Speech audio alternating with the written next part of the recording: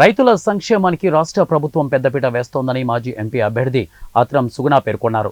రైతుల రుణమాఫీ సందర్భంగా కొమరం భీం ఆసిఫాబాద్ జిల్లా జైనూరు మండలం కేంద్రంలో కొమరం భీం విగ్రహానికి పూలమాలలు వేసి నివాళులు అర్పించారు. అనంతరం ముఖ్యమంత్రి రేవంత్ రెడ్డి చిత్రపటానికి పాలాభిషేకం చేశారు.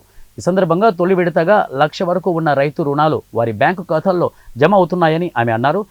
ఆగస్టు లోపు 2 లక్షల వరకు ఉన్న రుణాలు మాఫీ చేస్తామని అన్నారు.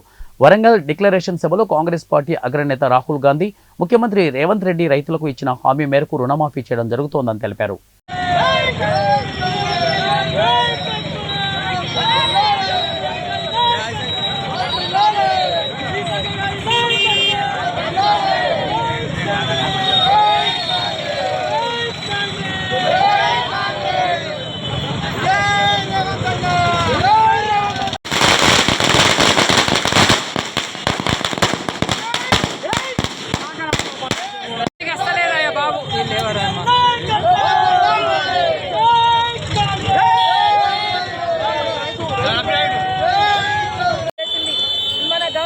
ముఖ్యమంత్రి గారు మరి ఆనాడు మరి సోనియమ్మ గారు, రాహుల్ గాంధీ గారు, గౌరవనీయులు ముఖ్యమంత్రి గారు వీరందరూ కూడా తీసుకున్నటువంటి నిర్ణయం ఇది.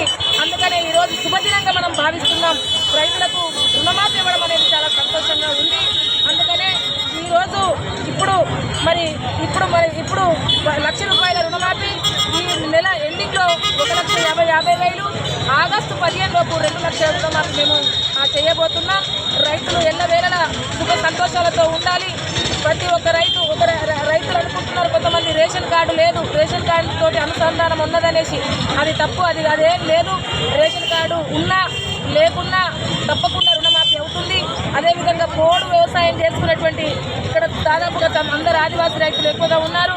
పోడు వ్యవసాయం చేసుకున్నటువంటి రైతులు రుణం తీసుకున్న వాళ్ళకు కూడా తప్పకుండా రుణమాఫీ అవుతుంది. ఏదైనా అనివార్య కారణాల వల్ల ఏదైనా ఉన్నా కానీ మేము అందుబాటులో ఉంటాం, అధికారులు అందుబాటులో